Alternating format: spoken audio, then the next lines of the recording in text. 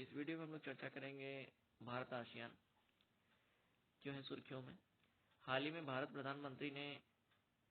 प्रधानमंत्री ने इंडोनेशिया के जकार्ता में 20वें आसियान भारत शिखर सम्मेलन और 18वें पूर्वी एशिया शिखर सम्मेलन EAS में हिस्सा लिया। क्या है ये, जानते हैं इसके बारे में। देखिए, आसियान का फुल फॉर्म है association of south east Asian Nations. ठीक है, दक्षिणी एशियाई, दक्षिण पूर्वी एशियाई देशों का संगठन। ठीक है, साउथ ईस्ट। अब आसियान क्या है, इसकी स्थापना 1967 में आसियान घोषणा बैंकॉक घोषणा पत्र पर हस्ताक्षर के बाद हुई थी। इस घोषणा पत्र पर इंडोनेशिया, मलेशिया, फिलीपींस, सिंगापुर और थाईलैंड ने हस्ताक्षर किए थे। स्टार्टिंग में क्या थे, इंडोनेशिया, मलेशिया, फिलीपींस, सिंगापुर और थाईलैंड थे। सदस्य देश कौन कौन है इस समय? Brunei, Cambodia, Indonesia, Myanmar, Laos, Malaysia, Philippines, Singapore, Thailand, Vietnam. अब इतनी कंट्रियां तो, ये सारी कंट्रियां तो सब साउथ ईस्ट एशिया की हैं, हालांकि उनका वही संगठन है। उद्देश्य क्या है? अब इसमें देखिए, भारत नहीं है, आसियान भारत का सदस्य नहीं है। आर्थिक समृद्धि, सामाजिक प्रगति और सांस्कृतिक विकास में तेजी लाना, क्षेत्रीय शांति और स्थिरता को बढ़ावा देना। ठीक है, साझे हितों से संबंधित मामलों पर सक्रिय सहयोग और पारस्परिक सहायता को बढ़ावा देना, प्रशिक्षण और अनुसंधान सुविधाओं के रूप में एक दूसरे की सहायता करना। संस्थागत तंत्र, आसियान के रिश्ता, सदस्य देश कौन है? प्रतिवर्ष चक्रीय आधार पर आसियान के रिश्ता करते हैं। चक्रीय आधार पर मतलब एक सर्कल चलता रहता है कि जो सर्कल का पॉइंट जिस तरफ आएगा सॉरी, वो देश उसकी सदस्यता करेगा। सदस्य देशों के अंग्रेजी नामों के वर्णमाला क्रम के आधार पर निर्धारित होती है। अंग्रेजी नाम वर्णमाला मतलब ABCDEFG है, जिसके नाम पे आ गया तो उनके नाम के हिसाब से चलेगा ना। जैसे Brunei B, Cambodia K, Indonesia I, Myanmar M, Laos L, M, ठीक है, फिलीपींस F, तो इसमें जो ऐसा है इसी तरह से चलेगा। आसियान शिखर सम्मेलन क्या है? यह आसियान के लिए नीति निर्माण करने वाला सर्वोच्च निकाय है। इसमें आसियान सदस्य देशों के राष्ट्राध्यक्ष और शासनाध्यक्ष शामिल होते हैं। आसियान शिखर सम्मेलन की बैठक में वर्ष में 2 बार आयोजित होती है। आसियान का मुख्यालय कहाँ है? इंडोनेशिया के जकार्ता में स्थित है। क्षेत्रीय सहयोग तंत्र क्या है? ASEAN+3 corporation. आसियान के सदस्य देश चीन, जापान और साउथ कोरिया।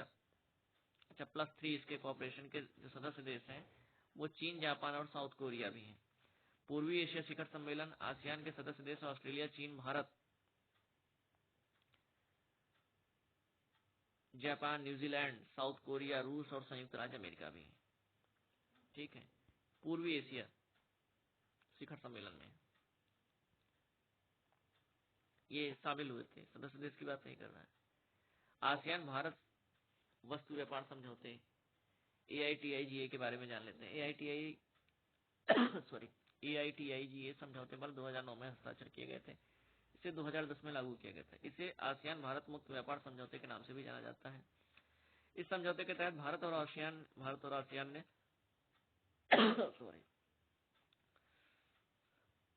सॉरी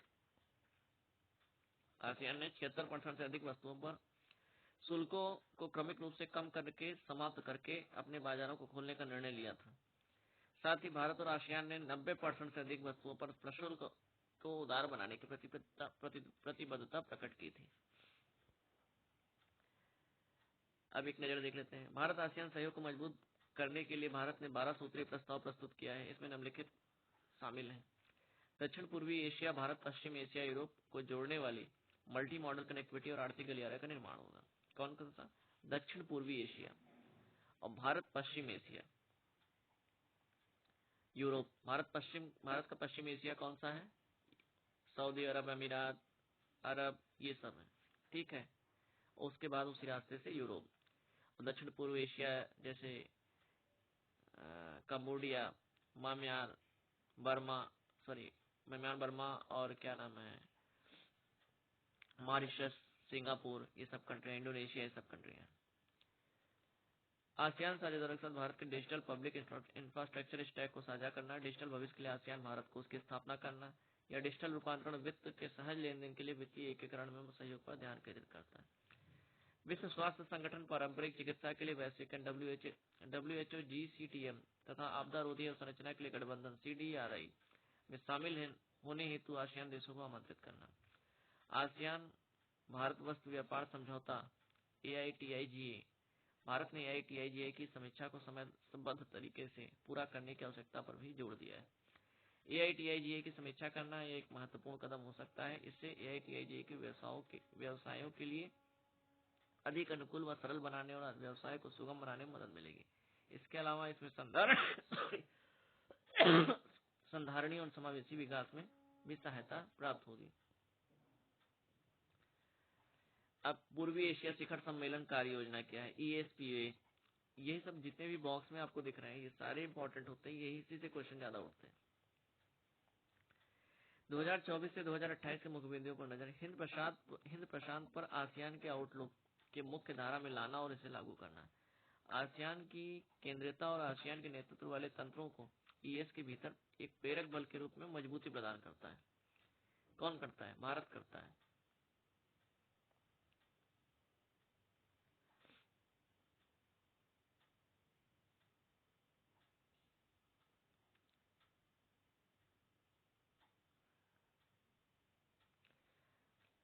अंतर क्षेत्रीय सहयोग के माध्यम से साझेदारी को मजबूत करने पर बल देना। इस सहयोग से सतत विकास एजेंडा 2030 के कारण को आगे बढ़ाना वाले प्रयासों को भी शामिल किया गया है।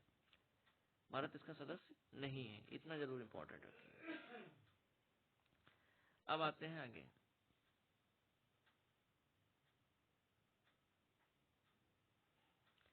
हाँ, समुद्री सहयोग। आसियान के साथ व्यापक समुद्री सहयोग आसियान केंद्रित दृष्टिकोण को बढ़ावा देता है। यह भारत में सहित हिंद प्रशांत क्षेत्र के प्रति क्वाड की नीति का एक मूल सिद्धांत है। क्वाड कंट्रीज कौन है?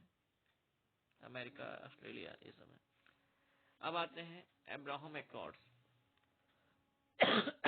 सॉरी, अब्राहम एकॉर्ड्स, ठीक है, अब्राहम समझौता सुर्खियों में क्यों है? हाल ही में अब्राहम समझौते पर हस्ताक्षर होने के 3 वर्ष पूरे हुए हैं। अब्राहम समझौता क्या है? अब्राहम समझौता संयुक्त राज्य अमेरिका, संयुक्त अरब अमीरात और इजराइल के बीच एक सामूहिक समझौता है। ठीक है, 3 कंट्रियों के बीच है। इस समझौते पर 30 सितंबर 2020 में हस्ताक्षर किए गए थे। बाद में सूडान, बहरीन और मोरक्को भी समझौते में शामिल हो गए हैं। अब मैप में आपको सीधा दिख रहा होगा सूडान, मिस्र, इजराइल, मोरक्को, अफ्रीकन कंटिनेंट्स और अमेरिका। बाद में यह समझौता इजराइल और अरब देशों के बीच संबंधों को सामान्य बनाने का बनाने का प्रतीक है। इजराइल और अरब देश हमेशा ठनी रहती दोनों में। ठीक है, इससे पहले 1994 में जॉर्डन ने इजराइल के साथ इस तरह के समझौते पर हस्ताक्षर किए थे, बाद में टूट गया। 1990 में मिस्र इजराइल के साथ शांति समझौते पर हस्ताक्षर करने वाला पहला अरब राष्ट्र था।